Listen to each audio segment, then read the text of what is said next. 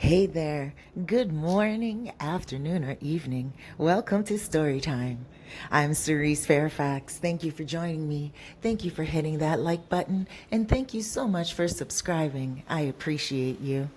I'm located in the north coast of the Dominican Republic. And this story comes at me and you from New York. Hola, New York. All right. But it comes from a Dominican woman who has now since moved back to the Dominican Republic. Alrighty, so let's do the backdrop on these characters that we have. Let's name the first character. Let's give her a name. We'll call her Dia, which is day in Espanol. And then we're going to give the guy a name and we're going to call him Kirk. So we have Dia and we have Kirk. Now, Kirk is originally from New York, born and raised in New York, and he loves New York. He loves where he has hailed from. That's why when he came here on vacation with his coworkers, he decided that he was going to do what was a little different than what most of his coworkers were doing. Most of his coworkers were coming here to one day retire, like a lot of you guys listening to this. But he didn't want to do that because he has a lot of family and he loves vacationing all around the world. But he did want to meet a beautiful Dominican woman that he could take home and hold and love for the rest of his life. That's what he wanted. Now, he lived a very humble lifestyle, but when he went on vacation, he went all out like a king. He wasn't buying no $2 cigars. He was buying the cigars that were $25 and up. And he always had the best cologne. He always had the best shoes. He always had the best jewelry, the best clothing. He never was a person that would buy anything that was low quality. He said to me, Cerise, I'm not a person that is all high on the hills and everything. He said, don't get me wrong. I live a humble life. I drive a Honda, but when I get in that Honda, I want to make sure it's clean. Yeah, I have leather interior and an old model, but I like to make sure that it is brand new. When you get in my car, it smells good. I get it washed up every weekend when I'm getting my hair done in the barber shop. I treat myself good. I treat my car good. I treat everything good. Everything is like it's brand new, like the day I bought it. And I thought that was really great. It's a man that has dignity. He takes pride in himself and his belongings. And he told me that that's the type of woman he was looking for. A woman that takes good care of herself and wants to live the simple life. Well, when he got here, he thought he was going to find a woman in the downtown streets of Sosua and take her back home, and she would be willing to live with him like a country woman and have the finer things in life, but not live in the finer things in life, if you get what I mean. So he would buy her beautiful gifts. He told me his woman would be the world to him, but he would smother her more with love and attention, loyalty, honesty, and yearly vacations. She wouldn't have to pay a cent. She wouldn't have to work. He would buy all the food. All she would have to do is sit at home. And he said, and you know what, Cerise? Even if she didn't want children, she wouldn't have to give me any because I already had some of my own. And so, when you break it down like that, you got a self-sufficient, well-maintained man who's really just looking for a wife. So he came to the Dominican Republic and he found her. Now, he didn't just pick her up like some simp and take her home. No, he came here and he did his due diligence. He checked her out from head to toe. He came here a few months later, checked her out again, came a few months later. For a year, he came 4 times in a year. Every few months, he came to check her out. Now, excuse me, not only did he come to check her out, he also came so she could get to know him. Now, every time he came, he pampered her. Just like he said, he wants his woman to feel awesome. Now, the last time he came, it was the fourth time that he came in 1 year, and it was a year of him knowing her, and he told her that he would really like to bring her to his house in New York, take her home, and that he wanted to start the process. She was excited. So the process was taking a little while. They were together for 2 years before she was eligible for her first visit. When she visited his place, she was excited. Now, what he did was he flew down here because she was never on a plane before. So what he did was he flew down here to be with her, help her pack up a few things, took her shopping in her favorite stores, because she was only going to New York for 1 month. She was not going to live. It was only a vacation that was granted to her, just a little visa. So she was getting all ready. He bought her clothes here, and he brought wonderful hair from New York. He got her hair all done while she was here, her nails. When she was on the plane, she was feeling like she was Mary J. Blige, all cleaned up and ready to move into a mansion.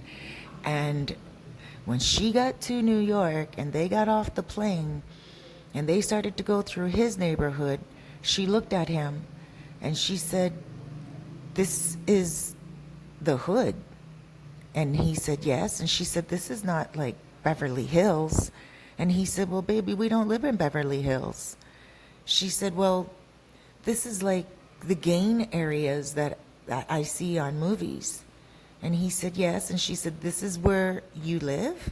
And he said, "Yes, baby, but I don't live in a gang, and I'm not in a gang. I don't live in a trap house either. You'll like my apartment. Just be cool, be calm." So they got out of the cab.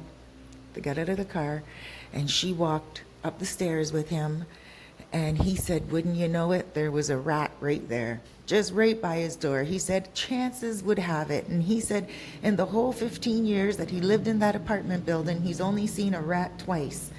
The moment he moved in, and he looked at it as good luck, and the moment that she showed up, and he looked at it as good luck again. So he told her, "Don't worry, that's just a rat. It must have been raining out, whatever, and she was terrified. She looked at him like with evil eyes, and he said, don't worry, don't worry. Everything is nice in my apartment." And he said it was nice. He said he had it like a little king's palace. It was beautiful in his apartment. A humble building, he said, but after having it for 15 years, he did a few fix-ups in there that fit his style. And she loved it. As soon as she walked in, she was like, "Oh, wow, this is nice. This is great." But for the whole month, she would not go outside. She wouldn't even go to the store. She would not leave the apartment. All she did was sit on her cell phone, watch TV, and eat. He said she put on weight throughout the month, but he didn't say a word to her about it. So she went back home after the month, and when she got back home, he told her he would see her in a few months later, and they could talk about how she felt about New York. Now, they obviously spoke on the phone throughout the time she was in the Dominican Republic, and she kept telling him that if she was ever going to marry him, he would have to move. He would have to live in a different type of area. Now, he could understand what she was saying because she was so scared, and she never really did go out in the whole month she was there. She even refused to go to restaurants with him. But he still felt like she didn't give his area a good enough chance to say that he should move after 15 years just because he was thinking about marrying her. She told him that she's going to need him to, plump it up a little bit, buy his own place, get out and do a big man job. She told him that she meets not a lot of foreigners here and a lot of guys that want to take her all around the world and even all the way to Belgium. And these men have money and they own their own land. They own their own properties that they're renting out. They even own properties here in the Dominican Republic. And they're guys that can offer her a better future. And so, of course, he said to me, "Cerise, I was falling for this woman, and I thought she's right. It's time to step the game up a bit. Now, you got to keep in mind, a lot of these stories, both characters have something different to say. But in this one, both characters had the same thing to say. It was time for him to step up his game. So he did. He stepped up his game, and he went and he bought himself a condo. Now, due to the fact that he was a single man and he was on a limited income, but he did have really good credit, because remember, everything has to be pristine in his life, he was able to get a mortgage loan.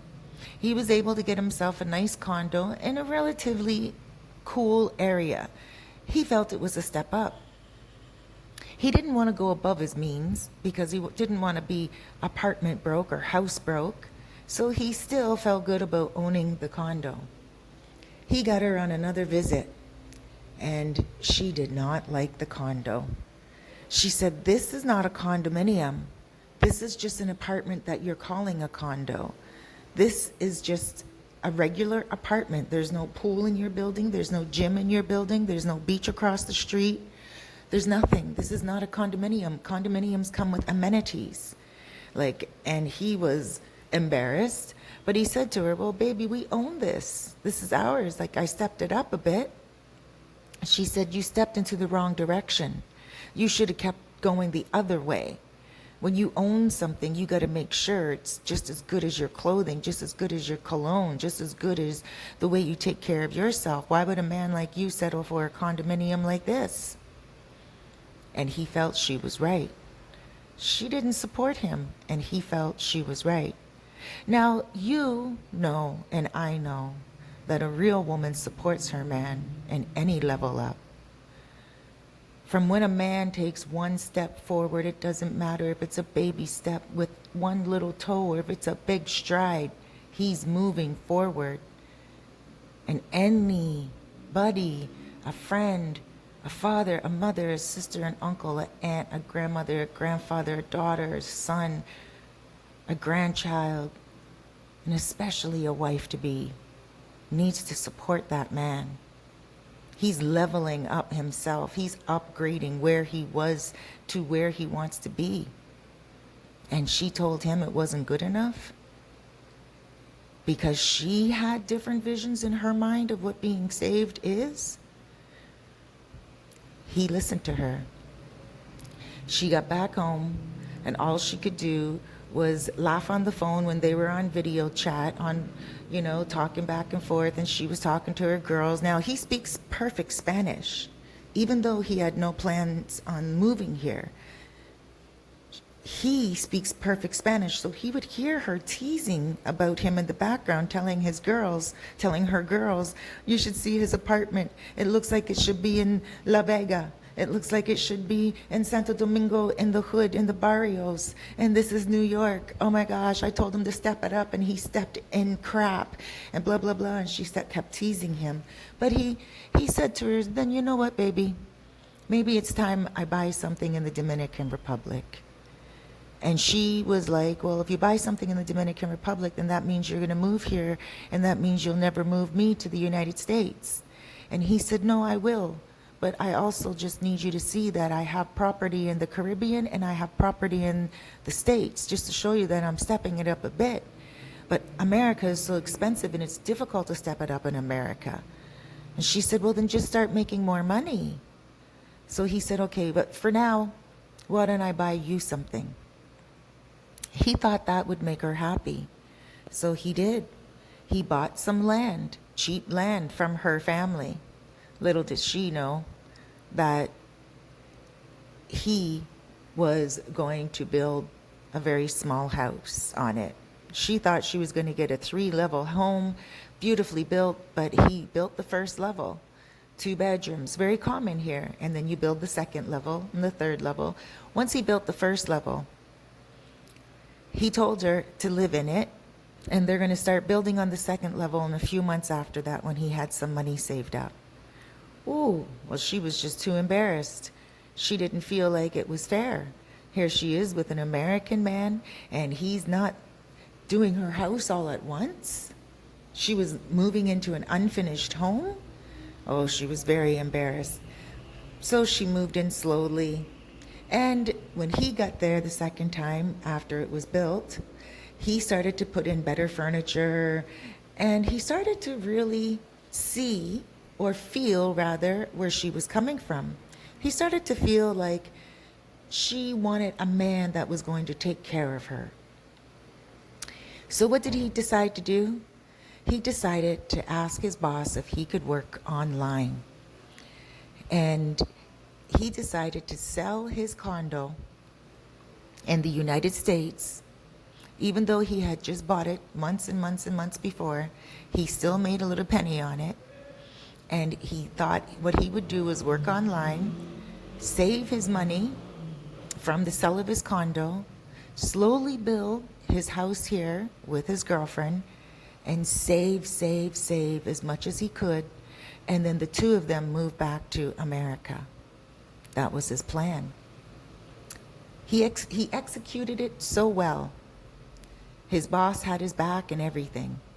So he was working online. He set up with great Wi-Fi here, like a lot of you guys do. And within 3 months, he was broken up with the girlfriend. That was it. He said he had a wake-up call. He said one day he woke up. As soon as he woke up, he said literally he felt like something woke him up out of his sleep and said, "Go check your pants pockets." And he said he always used to keep his pants in the bathroom on a hook. And so he went into the bathroom and he opened up his pants pockets and his wallet wasn't there. And he was like, "Well, where's his wallet?" And he said he usually would wake up at around 10 o'clock in the morning. And this was around 7 o'clock in the morning. His girlfriend wasn't in the house. She was nowhere to be found. He's looking up and down for his wallet. He can't find it. Then finally he calls her and he says to her, "Where's my wallet? I can't find my wallet." And she says, "Oh, I have your wallet. I was out at the shopping mall." He finally got a hold of her at around 8 o'clock in the morning before the shopping mall was open. And she said, "I was at the shopping mall. I'm looking for a wallet that can fit all your cards and all your information, just like your wallet does. Because your wallet is falling apart and it looks so bad, but I know you need one that's as big as this one, so I'm looking for a match." And he said, No, that wallet's very special to me. Bring it back home. I need it now." And she said, "Okay, I'll be home in a couple of hours, baby. Don't worry. I'll keep your wallet safe."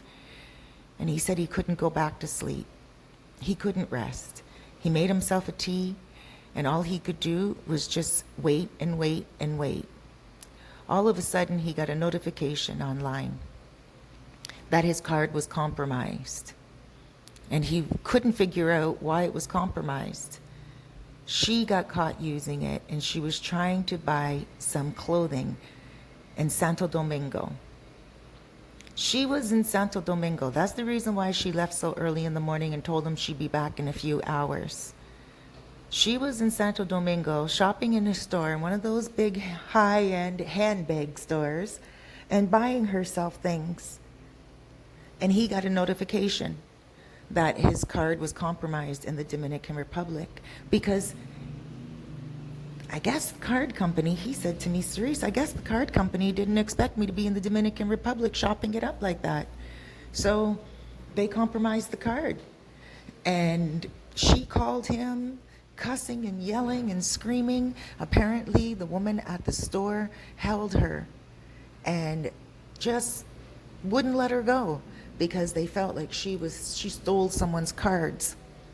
Instead of the girlfriend contacting him and saying, "Honey, I made a mistake, blah, blah, blah," she contacted him and said, "Talk to this woman on the phone. Tell her that you're my husband. Let her know that I can use the credit cards."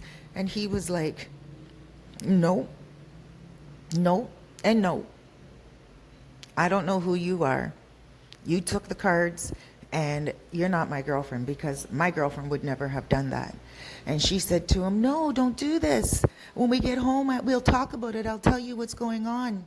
And he said, "Nope, I don't know who you are. Put the woman on the phone."